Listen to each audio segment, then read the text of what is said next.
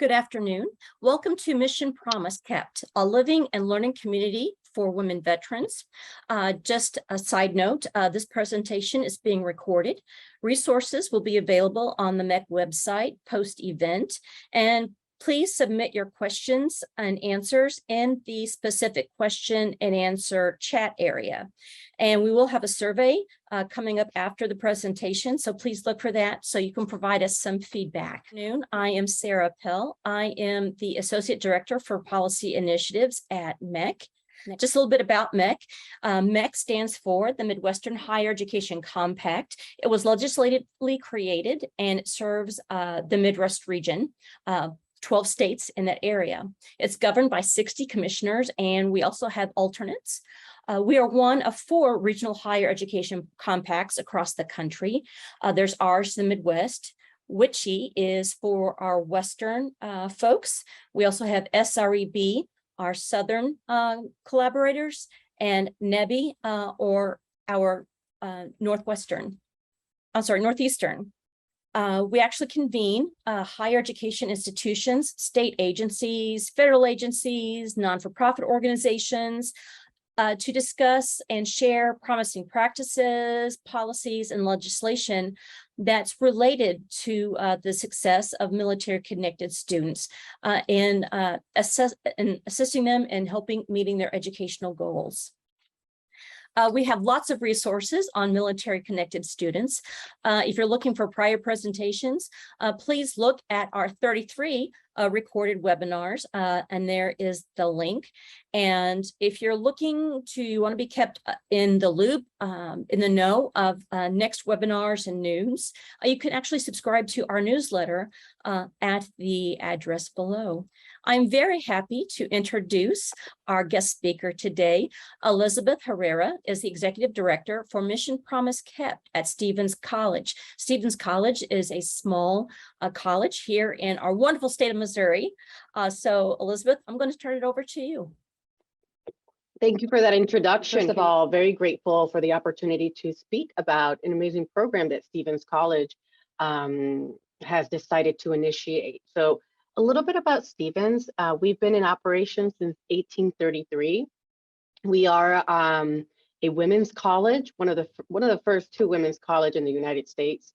We have a vast history of very illustrious alumni, and we really focus on helping women find their way. And we've done a really great job doing that throughout the decades and being very relevant to the times. And I think that Mission Promise Kept is a response to a need for relevant services that impact the lives of women, specifically female veterans. Elizabeth, you were actually in the military, weren't Yes, you? Can you talk about your career in that? Yes, absolutely. So I joined the Air Force in 1999, right out of high school in Puerto Rico. So that was a really long journey to be where I am today. You know, when I joined the Air Force, I could barely speak English. I really didn't understand life outside of the island. I didn't understand the social cues. I was just kind of like a lost puppy. The Air Force provided a lot of support for me. I learned so many things. All in all, I stayed in the military for 16 years between active duty service, reserve service, and guard service, and then going back and forth between the 2. But there are many challenges that are unique to the female experience and being a woman that I think are enhanced by the military and being a woman in the military.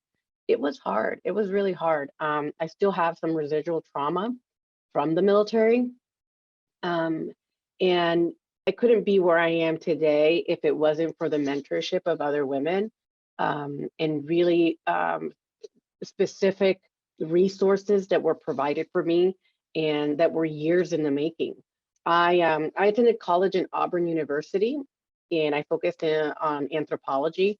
It was what I really wanted to do, and I really, you know, it's my passion. Once I found out that there was such a thing as studying human behavior from a historical perspective, and once I knew that I could focus on the lives of women, so my focus was women and gender, I knew that that was where I wanted to be.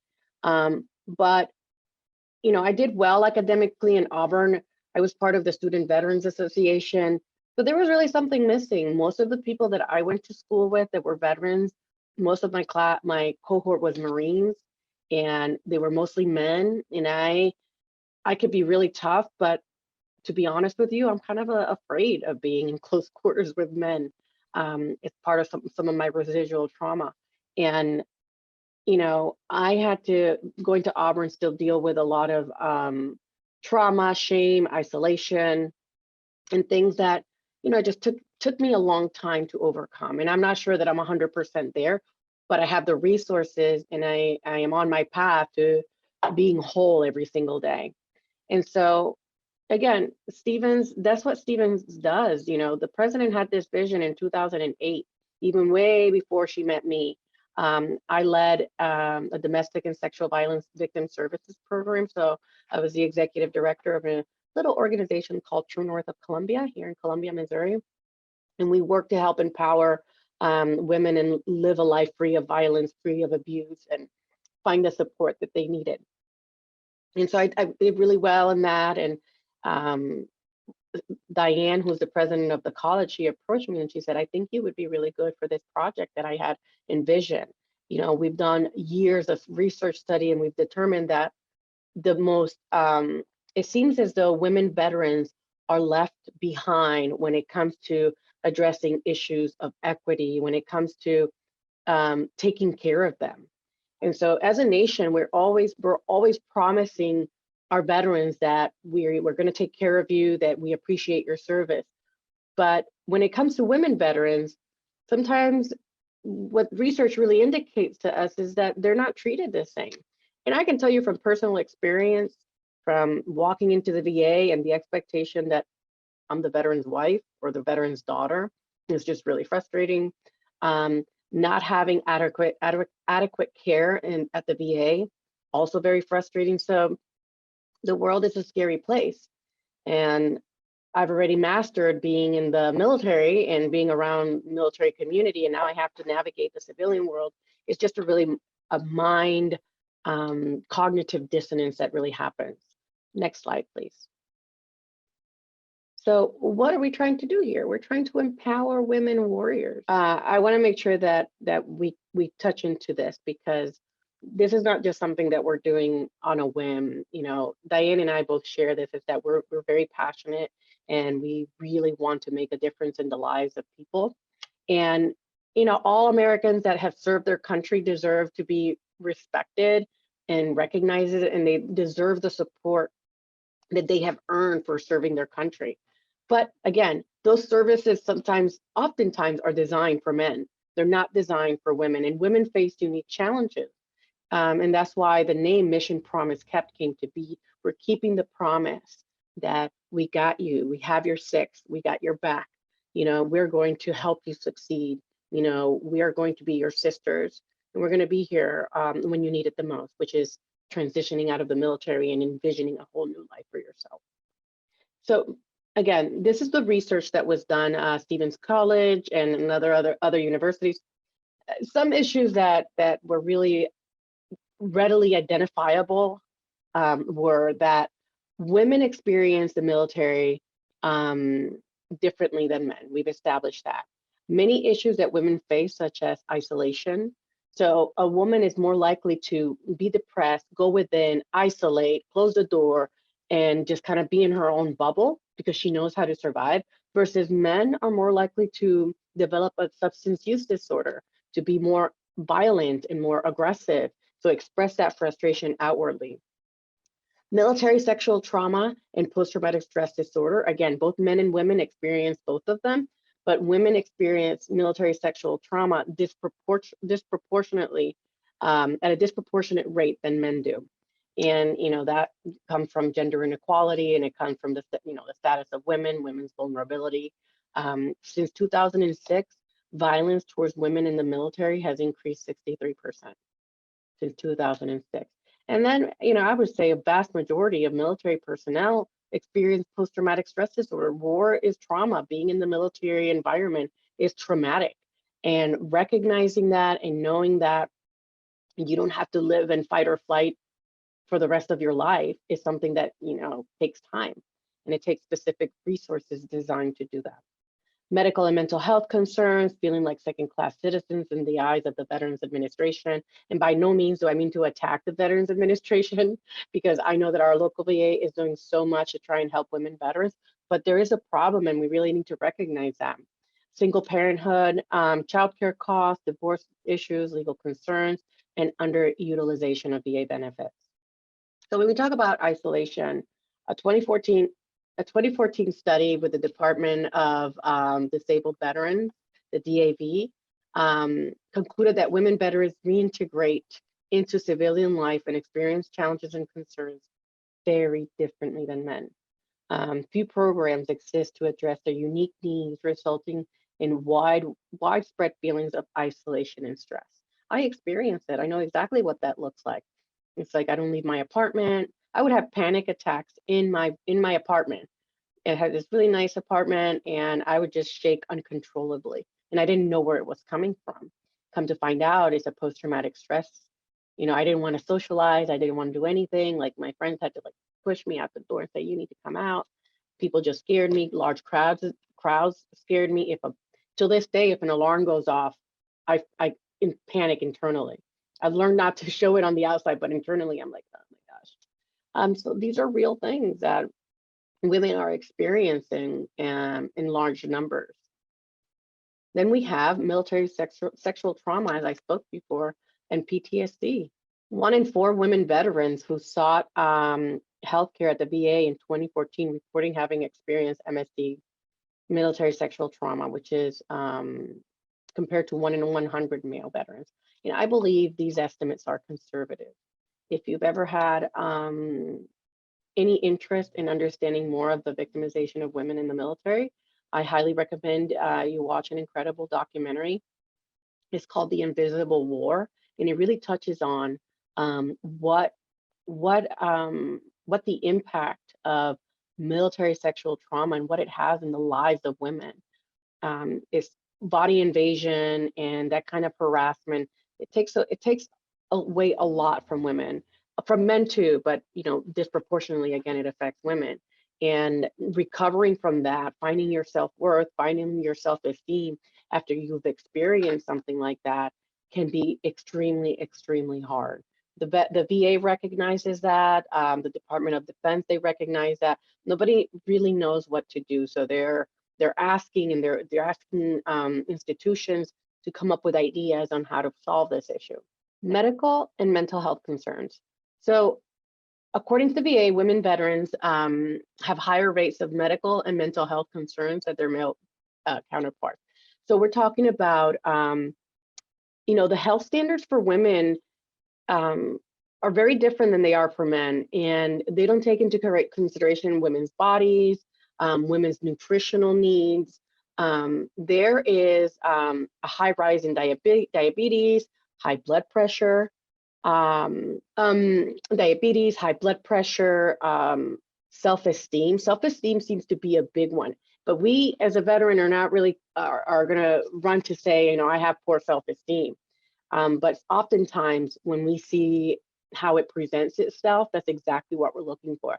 When you don't have the confidence and you don't feel part of the group, you don't feel like you can succeed, you don't feel like you don't know the rules, though a lot of those things have its origin in how you were treated in the military, how you interacted with your colleagues in the military. So they are very unique and specific concerns that women have. The Veterans Administration, via the SWAN network, reported that the medical service that they receive from the Veterans Association, for the Veterans Affairs, are inadequate. And you know, this couldn't be more truth. I remember going to a VA in New York, and Great Neck, I believe it was. There wasn't even a gown for me to undress, and I was having a pelvic exam. You know, just for them not to have that at the time, I mean, this was a while ago, not to have that in their framework of all of the things and resources that they're going to need is really alarming. Women are expected to become, in the next 20 years, 20%, and this is estimated, 20% of the population women veterans are expected to be 20% of the veteran population. So what does that mean? We're going to need more resources, and we're going to identify the needs of female veterans. And we are actually the highest expected group that is predicted to be more likely to be homeless, women veterans. That's also really concerning, because there's a plethora of resources out there for women. And so the women, they're isolated, they don't want to seek services, they don't know what to do, they'd rather just wallow within. And so the VA hasn't done historically a really good job at addressing the needs of female veterans, except for the Columbia VA, because they're doing a really good job, and I have to give them kudos. Single parenthood. So another thing that came out in the research is that women veterans are more likely to be single parents with custody of their children than their male counterparts. And so what does this mean? I mean, again, another added layer of stress. When they surveyed, I think they surveyed hundreds of women, women veterans here, and what they came up with was the research indicated that their barriers to going back to school was, who's going to take care of my child? I'm a single parent household. Childcare is really expensive. You know, surviving is really difficult. They often have to resort to go into public housing, or, you know, just even change their lifestyles, because it just becomes really complicated. And then divorce issues and other legal concerns. So again, fighting for custody, addressing divorce. You know, one thing that we talked about a lot in our program as we were trying to develop it is, how do we address and will we serve women that were not dishonorably discharged, but they received a general discharge? And oftentimes they are fighting for justice. Maybe they were discharged unjustly in the eyes of, you know, the United States, but justified in the eyes of the military. What I mean by that is, imagine that you made a complaint, which this happens often. You made a complaint about sexual abuse, sexual harassment, and you made a complaint against your highest commanding officer. He raped me, he assaulted me, and now, because he's in charge and he can make those decisions, you are being discharged for being a troublemaker, some vague excuse. And now that's on your record, and you can't access services for whatever reason, your benefits.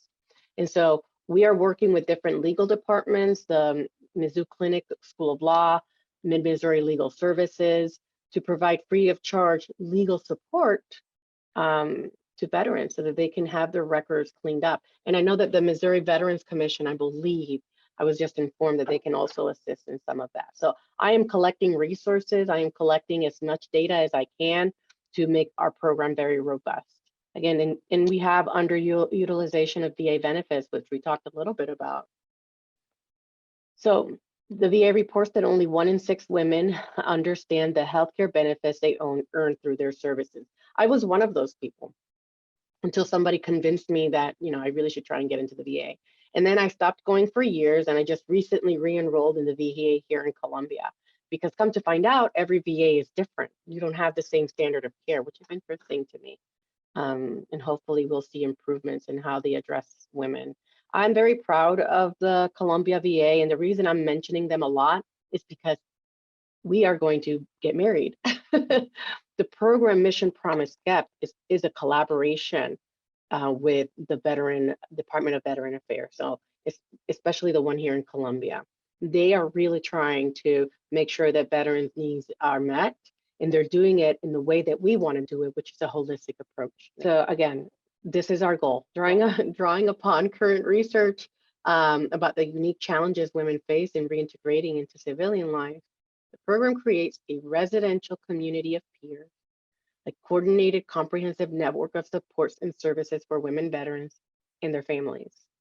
It offers career, leadership, legal, and personal finance training, all on a small, urban, single-gender campus dedicated solely to women's success. So key features of Mission Promise Kept. So now that we understand all of these barriers that women face, let me talk to you a little bit about what are we trying to do here. So the holistic approach tells us that in order to really help someone, you can't just focus on one thing. You have to make sure that all area, excuse me, of a person's life, excuse me, all areas of a person's life are well. And by doing that, you're going to achieve balance. And you're addressing the person as a whole. So the first thing that we've decided is that residents in Columbia Hall is going to be selected just for the women veterans. So they're going to have the top floor of Columbia Hall. Columbia Hall has 1 and 2 bedroom, fully furnished apartments. They're really nice. They come with a little living room. They come with 1 or 2 beds so they can bring their children. They have a little desk, a little kitchen, a little dining area. And so that hall, you'll see it, it's just going to be women veterans. So they'll have a little community for them that's going to support them. And then on top of that, round-the-clock support services are going to be available on site, provided by our counseling department. So we have counseling interns. We have a great counseling program by master level students. And so they're going to basically be handling the front desk, and they're going to be sitting there, keeping watch, taking turns 24 hours a day, 7 days a week. Purpose of that is to make sure that the woman veteran has access to someone if they wanted to talk in the middle of the night, if they wanted to, they feel unsafe, if they're experiencing some sort of discomfort or they can't sleep and they want to talk to somebody, somebody's always going to be there with them. The next thing that we have at Stevens is that we are allowing the women to bring their children.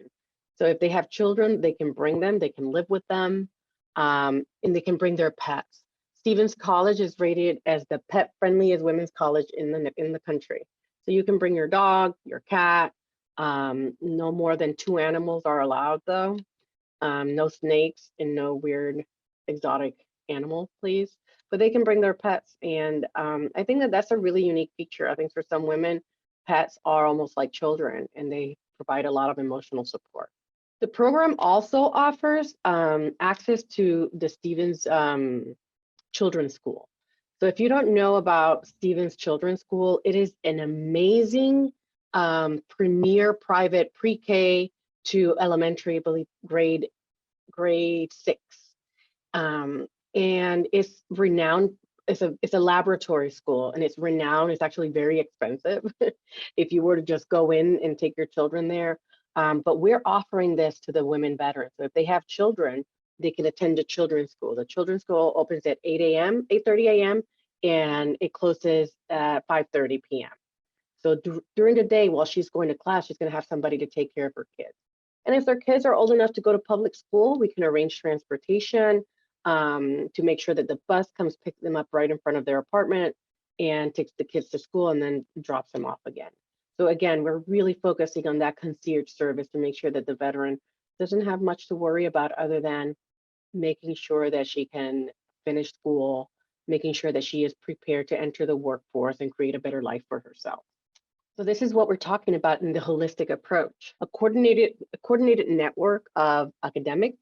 So we're working with admissions, financial aid, career services that are on campus, legal, social services, the Veterans Administration. What we're talking about is how can we provide as many resources as we can for the veteran while she's here so that she can have all the tools that they need to succeed. It is really hard to transition from the military, and not a lot of people tell you that. You have to speak a different way sometimes. You have to navigate politics. It's a dance and it's a skill set that you have to develop. People don't teach you that. And so if you're already triggered and you don't have a lot of time for BS, it may be really hard to self-soothe and to, tap into your emotional intelligence. So we're looking at, when we think of programs, we have 2 rooms reserved in Columbia Hall. So again, the veterans are at the top floor, Mission Promise Cap.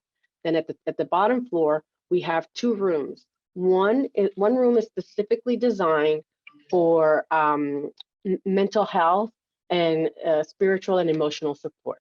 So we'll have meditation in this room. We'll have yoga. I'm thinking we can have therapy, group therapy, MST support, PTSD support, and doing art therapy inside of this room. And this room, I'm working with the Veterans Affairs on creating spaces that are trauma informed.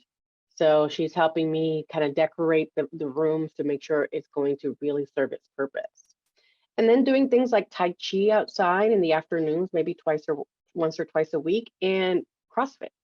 If they want to maintain physical health, we can, do that outside as well. We do have a gym that they can utilize. And then we have the other room. So the other room is specifically designed for one-on-one meetings with legal services. I don't want the women to having to go around, drive everywhere. I want services to come here. So whether it's, you have an appointment with a legal advocate or an attorney from one of the organizations that we have partnerships with to talk about that honorable, their general discharge or discharge other than honorable, or something unjust that happens to you that is preventing you from accessing your benefit. Maybe you are in a custody dispute with your former in-laws. You were deployed to Iraq and you gave custody. Now they don't want to give you the kids back. Things of that nature. All these things impact the well-being of the veteran. Then we're talking about also medical. So linking them up with medical services at the VA. Doing an intake for them, doing wellness programs. I've had conversation with CCUA, which is the Center for Urban Agriculture. It's specifically, a portion of it is specifically designed for veterans, and how we can incorporate gardening as a therapeutic tool for the veterans that are also residing here, and maybe we can have our own little garden. Equine therapy. So Stevens has a very well-known equestrian studies program. And so we're in the conversation phase of seeing how we can use the horses as a therapeutic approach to the women that are experiencing trauma or even stress or even anxiety from being in the military. And the VA is also assisting with that. And again, there's just the possibilities are really endless. We're really trying to focus on how we can help the emotional, physical, social, financial, spiritual, occupational, intellectual, and environmental needs of the veteran. A lot of coaching, a lot of mentoring. What I would like to see that if somebody comes in, let's say they do health administration program, that by the time they graduate Stevens, that we had found them a job, but not just found them, help them find a job, that they are ready for the job, that they know what they need to wear, they know how they need to act, they know what they need to say, they know what their rights in the workplace are. A lot of people don't tell you that. In the military, you're accustomed to, if your leadership says something, that's the way it's going to go, and you have no rights, and you belong to Uncle Sam. Well, matter of fact, you do have rights, and there are certain things that a civilian employer cannot do to you. You don't have, if you're not getting paid, if you are not getting paid for working overtime, that's illegal, and you can't really, an employer can't really do that. So really preparing them from the inside out to really be as successful and go as far as they want to go. Costs. Okay, so the post 9/11 GI Bill covers 100% of the room, board, and tuition for the veteran. There are other veteran benefits such as Chapter 1606 if you're in the reserves. There's tuition assistance. I will sit with you and write a grant, whatever grants that is that we think that you may be able to qualify for. The goal is to get as many female veterans into this program as possible, because my vision is to have it as a nationwide model. I would love to see this implemented in other schools. I would love to see the partnership with the VA and the schools on addressing the needs of veterans in a holistic manner, and maybe expanding it to just more than women, because men can really benefit from a model like this, touching into your soul and touching into your real needs in a very holistic way. And this is me, oh my God, in 1999, right out of the boat, could barely speak English. I joined the Air Force, and this is me today. If you want to learn more about Mission Promise Kept, you can visit our website. You can find us on Facebook. You can send me a Morse code or a smoke signal. Just kidding. I will. Everybody here has been notified that this program is a priority for the president. And so if you were to send a message on Messenger for Stevens College saying, I want to know more about Mission Promise Kept, they'll put you in contact with me. But take a picture of this. If you know someone who's a veteran and she was like me, sitting in her apartment, it's like, I want to make moves. I'm ready to soar, but I'm afraid or maybe she can't even identify that she's afraid, but she's just doing a lot of self-isolation. Maybe explore Mission Promise Kept with her. Send her to our website, send her to our Facebook page or Instagram, and if she wants to call me, I'll be happy to make arrangements. Because I'm here to serve, and I'm here to making sure that what was done for me, that I get to do it for someone else, and that is like the ultimate satisfaction for me. Does anybody have any questions? Great question. Yes. The question is, how many students are participating this fall? 10. So we're hoping to have 10 students. Currently I have 2. I started in April, so I'm a little late to the game, but I'm hoping to get 10 students to come in and join us in that first cohort. Again, I have 2, so accepting applications. This is great. We just got a wonderful comment for one of our attendees. You are speaking my language and passion of helping women. That's wonderful. So thank you for that. We also have a question. Are you ramping up? And I'm not sure exactly what that's in reference to. Yeah. So okay, here we go. I'm an Army Reservist senior NCO with contacts at KU. So are you hoping, Elizabeth, to kind of make this the model for other institutions? Yes, I am. And so, but that's going to take time. That's a 5-year goal. I want to see what works and what doesn't work. Because there's just a missed opportunity here. Women seem to be always falling behind and being the last one that people think about. So yes, once the program, I feel like it's established, I will create an operational guide with setting the foundation on what works, why it works, backing it up with research, and sharing it free with other institutions. Yeah. There's currently not any additional questions in the question and answer chat area, but in the regular chat, we do have some comments. And earlier I mentioned about the post that you are speaking my language. This person, she is an MSW student at Mizzou and the MSVA president this academic year. So thank you, Crystal, for your thoughts and your excitement. Another good question is this also a partnership with your housing or residence life departments in addition to the counseling center and the VA? I have a partnership with everyone on campus. As far as a partnership with, wait, I'm trying to understand the question, Janet, that you're stating. So is this also a partnership with your housing or residence life departments? Yes, everybody is all in with this program. I am the primary point of contact, so I get to be decision maker when it comes to what are we putting in the rooms, what's happening. I'm collaborating with the subject matter expert in resident life, which is Laura Nunley and her team. But my input definitely is valued, and there's incredible collaboration. They're all in. Everybody just wants us to be the best, and everybody wants veterans to feel included and feel important and feel cared for. Right, which is what we all want on our campuses, for sure. Another question, this is an excellent, and I love this model, but it is super high touch, which translates to expensive. What are the success metrics that will keep it going and keep support over the long haul? You'd be surprised on the matter when you say expensive, because in my opinion, I ran an organization for 6 years here in Columbia. We raised revenue, so that comes with the territory. But a lot of these partnerships don't cost any money. That partnership with the VA, $0.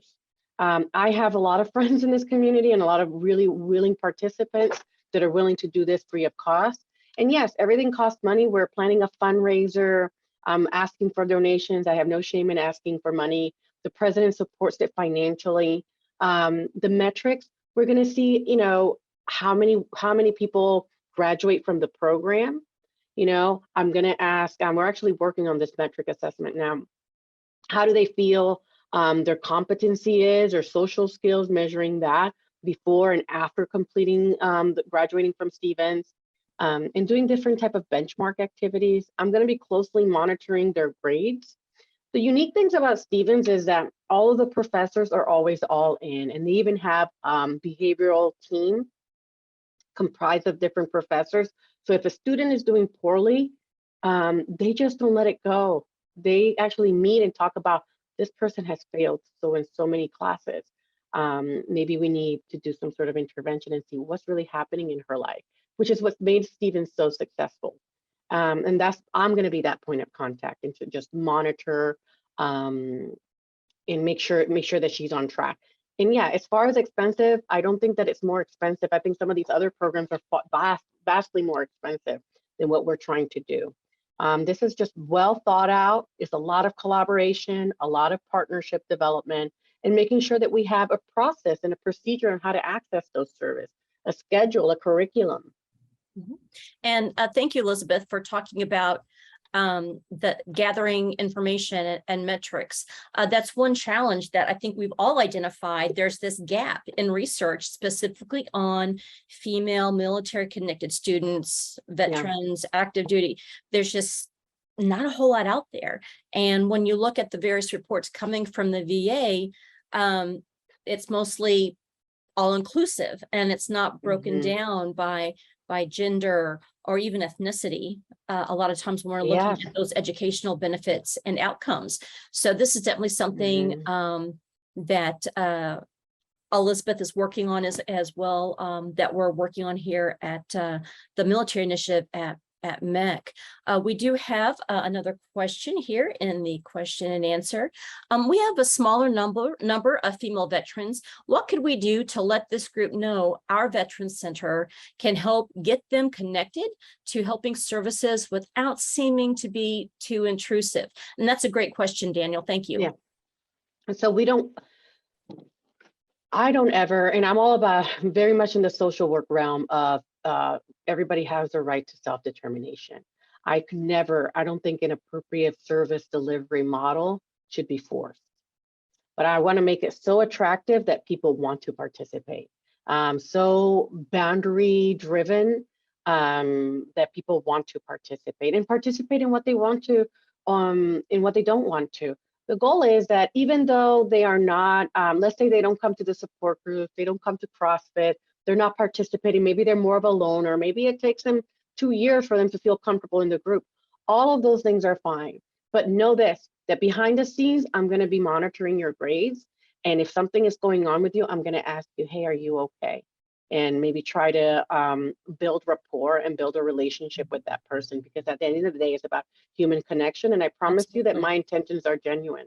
And she'll see that. I know that 9 times out of 10. And if she says no, if she can't see it, I have to accept every person's decision to either continue or not continue with the program. And that may happen. But all I can do is provide meaningful, genuine services to the veteran and building connection, and let her lead the way. All of this is completely voluntary. Yeah, I don't want people to think that you have to come in and meet with legal or go to the VA, but it's going to be there as an option. We have another question. Are child care vouchers for military connected single parents, male and female, available? This seems like an easy fix if the right champions are behind it. I think we found one. Well, we have President Lynch who's behind it, and she's the final decision maker on everything. So it's not necessarily a voucher. If they're in Mission Promise Cap, we're going to take care of the child care, which is the biggest barrier. And we have another question. Are there female veterans who choose not to participate but still attend your school? They don't have to live at the dorms. No, I mean, of course, they can do whatever they would like. I mean, absolutely. I'm here to help. I'm rooting for the veteran, but if it's somebody that really doesn't like people and feels like she has it under control, then it's up to her. Really, I'm offering something that is going above and beyond. I think any school would offer.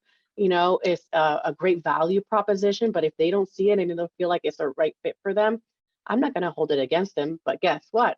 Behind the scenes, I'm going to still be monitoring their progress because I'm invested in seeing women succeed. And so I may just bring her a call and say, hey, Mary Jo, I hope you're doing okay. Do you have a time to chat? Can we chat about something? Right. It's all about respect and boundaries.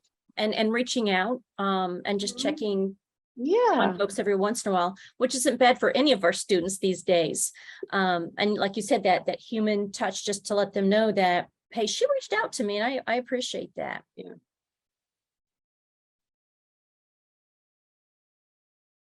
Do we have any other questions or comments? Oh, this is a good one.